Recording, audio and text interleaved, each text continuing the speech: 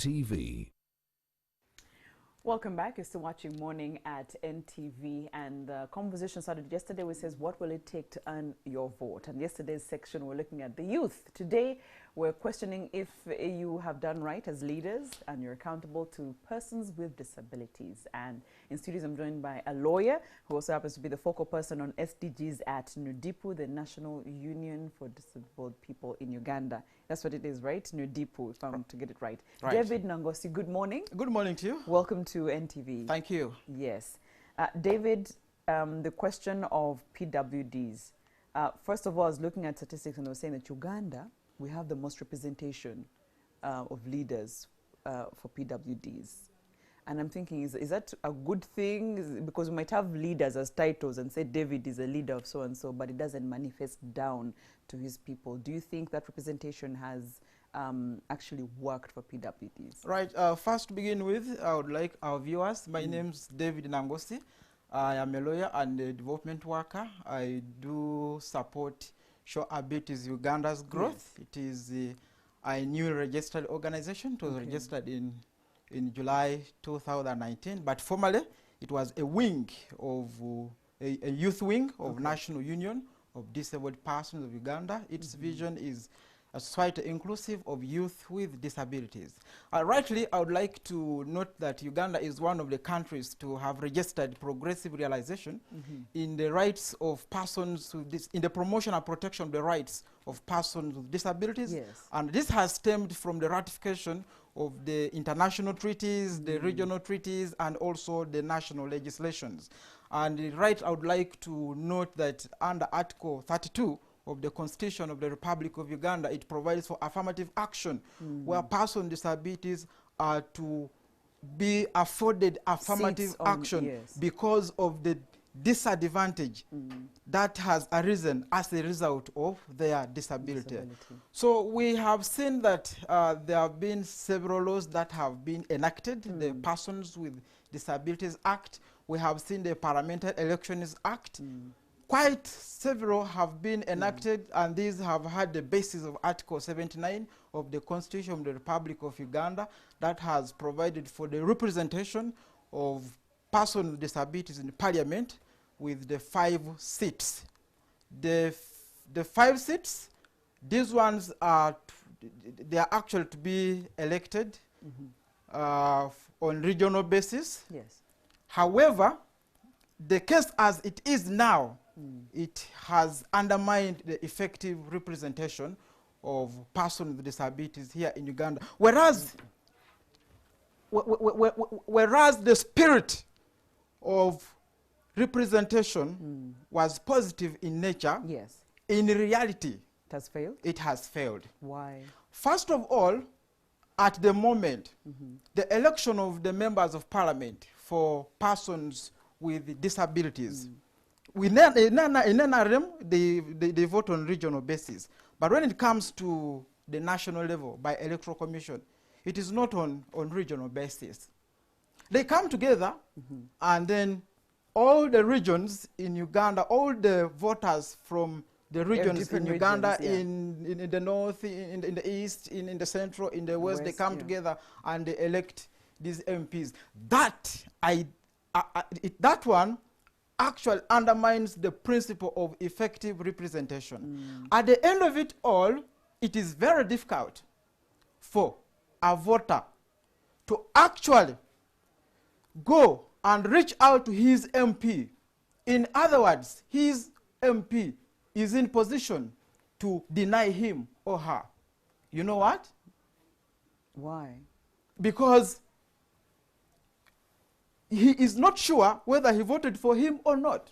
Okay, so you're saying that it should be at each... It should be on regional basis. Regional basis. So if it is on regional basis. Because are you also saying that even the issues for PWDs in each region are obviously different from the next region? Absolutely. Yes. If the election of representatives of persons with disabilities parliament is on regional basis, then that one promotes effectively the principle of accountability. And then it is also very expensive. A youth like me, I find it quite very challenging to traverse in the whole country to look for votes if I'm contesting as a member of parliament for persons with disabilities. as if I'm the president. No. Yes. It should be your region. It should be regional based. So all that has undermined the principle of effective representation. It has undermined the principle of accountability. And in the sense, it has also been so much commercialized. If I don't have enough resources, it is very difficult for me to go through as a member of parliament. Then I'd like to talk about the marginalization of the youth with disabilities in this whole concept of electoral democracy. Yes, please. The National Youth Council Act had a positive spirit in which it came into play. Under its objects, it was meant to unify all youth in Uganda, including youth with disabilities. The National Youth Council Act, under its object, was meant to provide a system for communication, a system for coordination of issues related to youth, and that does not exclude issues related to youth with PWDs, disabilities. Yes. But Whereas did I say whereas youth and youth with disabilities? So it's a mix. we have the mainstream youth. Those are yes. youth without disabilities. Yes. But we also have the youth with disabilities, Yes. like me and any other person. So whereas the National Youth Council Act had a positive spirit to promote electoral democracy, to promote the participation of youth, including youth with disabilities, it has failed. Why? Because it has several lacunas therein that have impeded the inclusive participation of youth with disabilities. It has actually caused the double jeopardy to youth with disabilities in this country. Take an instance. Under Section 15 in the Principal Act of the National Youth Council Act, it provides for the election of the youth MPs. And therein, the provision so states at least 2 representatives shall be female. Okay. The same is not provided therein, at least say one Youth of them with shall be a disabilities. youth with A disability. Mhm. And that absolutely leaves us out. We have critical issues as youth with disabilities. Youth with disabilities in this country have critical issues that deserve attention, have critical issues that they can speak for themselves in parliament. They have critical issues worth sharing. Which would need their own representative Absolutely. to understand. Yes, I Absolutely. hear you. So when the law is made and it does not provide for the inclusion of youth with disabilities in parliament, then at the end of it all, youth with disabilities are excluded from this whole concept of electoral democracy. The other aspect is Yes. the National Youth Council Executive Committee. Under Section 9 of the Principal Act, if I recollect to the best of my knowledge, Section 9 provides for the composition of the Executive Committee.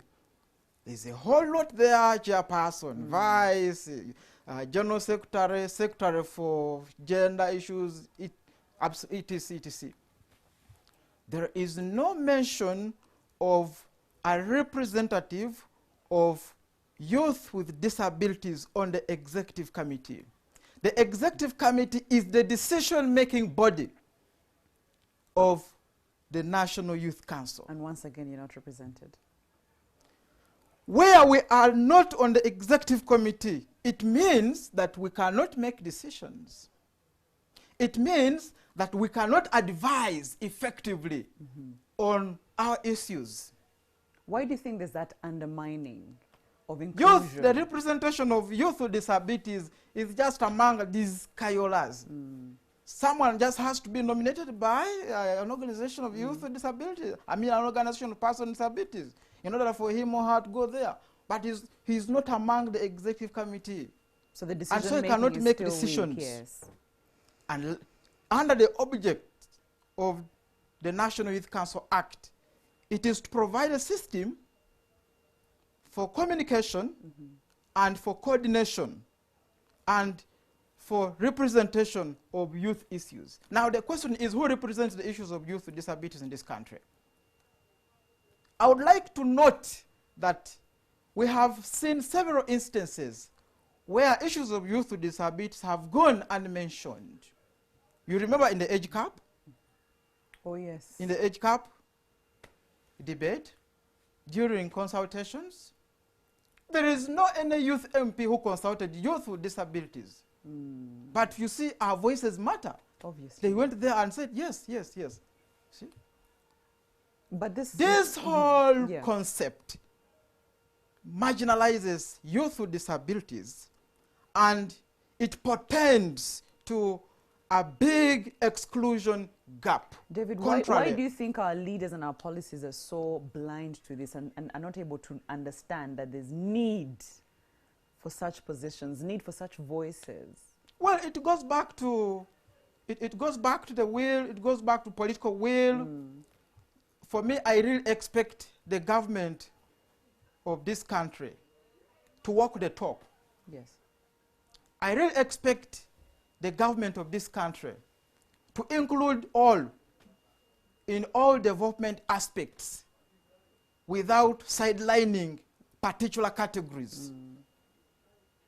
Development, the overarching principle of Agenda 2030 is leaving no one behind, beginning with the farthest excluded. In my considered opinion, I think failed again. Youth with disabilities are the farthest excluded in this country in as far as the participation in electoral democracy is concerned. When it comes again to the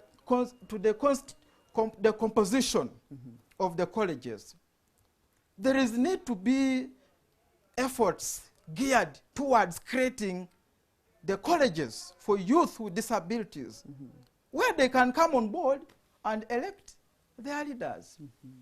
It's not just a matter of co-option. Yeah. This thing has to stop.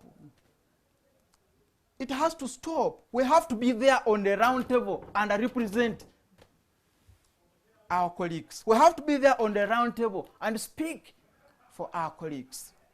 When we do that, then we are going to promote the inclusion of youth with disabilities in this country in order for them to enjoy the national cake. But also we have registered some challenges in this whole concept of registration, in this whole concept of preparation for the upcoming elections. What kind of challenges? For example, of course, you can recall that a few weeks back, there's this thing of electronic online campaigning. I was about to ask, scientific elections must be a barrier.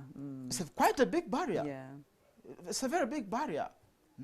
We have very many Again, no consultations were made with this with the group. Sure. Abit Uganda was not consulted on this. It's now a national umbrella organization for youth with disabilities. The National Union of Disabled Persons of Uganda, NUDIP, was not consulted on this. Whereas the spirit is okay in view of COVID-19. However, its application portends to a big exclusion gap in as far as the participation, in as far as the inclusion of persons with disabilities, youth with disabilities inclusive is concerned in this country. Take you back a little. Yes. We have persons with hearing impairments. We have youth with disabilities who have hearing impairments. The deaf, the hard of hearing, the deaf, blind. And now the campaigns are on TV and radio, How which is... are all these going to follow up in this whole process of scientific elections? We have the hard of hearing persons, the deaf persons, who should be informed by the candidates vying for particular positions. But this whole concept of scientific elections undermines that principle. Moreover, in the 2016 report by National Council for Disability, now the National Council for Persons with Disabilities, by the 2020 Persons with Disabilities Act, it noted that the limited participation of persons with disabilities in the 2016 elections was due to limited information flow. That is the reason as to why most of persons with disabilities, especially those with hearing impairments, were not in position to effectively participate in electing their leaders on an equal basis with others. It is a political endeavor for persons with disabilities to participate in electing their leaders. Article 29 of the Convention on the Rights of Persons with Disabilities, which the government of Uganda ratified in 2008, together with its optional protocols, therein states that the government of Uganda is supposed to guarantee the political rights persons with disabilities without discrimination of any sort. Where the electoral, for example, in this process today, where the electoral commission fails, as we have seen, to give this flow of information, have you seen any initiative from the leaders themselves, the aspirants themselves, to do better and to try and reach persons with disabilities? Well, some.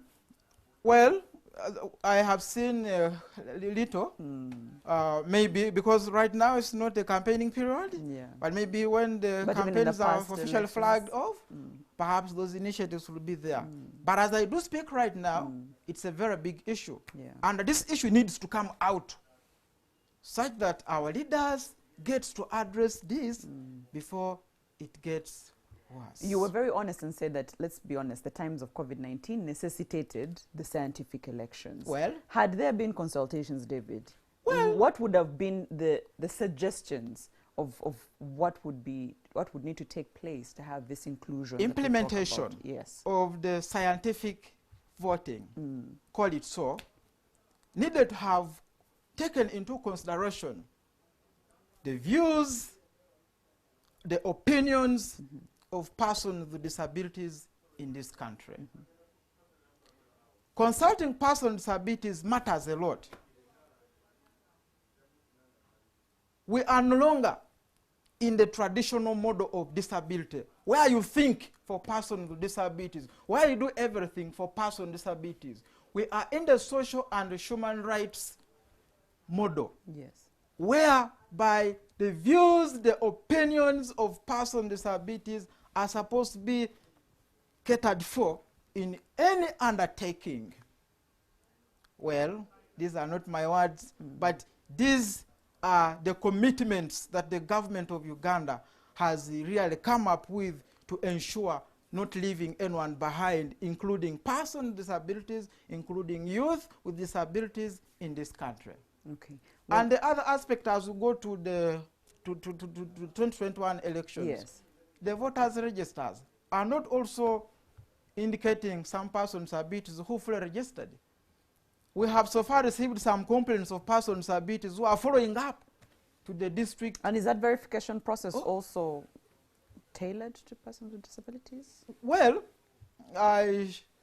yes, persons with disabilities were given an opportunity to also go and verify. But in spite of doing all that, at the end of it all, we have still registered some gaps, whereby their details are not there, but they went through the due process. But the other aspect is, even when disability is very clear in the Person with Disabilities Act 2020, we also have registered instances whereby some disability categories are not appreciated by the Electoral Commission officers. We have registered instances in Mbarara where persons with epilepsy are not considered. We have instances where persons with psychosocial disabilities are not considered. This whole thing needs to improve. This whole thing needs to take due regard of persons with disabilities. And when you say that, who are we talking to directly when it needs to change? Oh, well, the message is very clear. The government of the Republic of Uganda is at the center stage of this whole thing, and specifically Electoral Commission. So they failed at There's need to come up implementation, with- David. Implementation is where they failed. Sorry? Theoretically, the idea is there. It's at implementation that they have failed, Right. isn't it? Right. So if we're talking to, for example, the Electoral Commission, is it that even in implementation, they probably need representation in the commission for somebody with, you know, a disability to understand better? I know right now there is someone called Tamale, I think he's at the officer level. It is my considered opinion that he's supposed to effectively represent issues of persons with disabilities at the commission. Whether he's doing this Or or his not. level based is an issue to ponder about. Yeah. But going forward, there are several areas where, in my opinion, Yeah. I deem it appropriate for the effective participation, for the effective inclusion Please share. of youth and persons with disabilities in this country. The National Youth Council Act is at the center stage of promoting inclusion of youth with disabilities. It is a right time for the act to be amended Okay. to cause disability inclusion, especially on the executive committee, the decision-making body of the National Youth Council, where a youth with disability sits on the executive committee. Youth with disabilities in this country are not going to continue making noise. Because they'll have representation. Their issues are going to be well represented. Yes. Where youth with disabilities have been catered for in Section 15 of the Principal Act among the 5 youth MPs, they will not continue to make noise. Mark you, at the moment, over 60 MPs in the current parliament are over 60 years and above. But of recent, they were given 5 seats, but they are aged, the elderly. So where Is the space for the youth Where? with disabilities? is the space? Where is the opportunity for the participation, for the representation of youth with disabilities? It so pains me. It so much pains me. Constituencies are being created. But where is the opportunity to recognize the youth with disabilities in this country?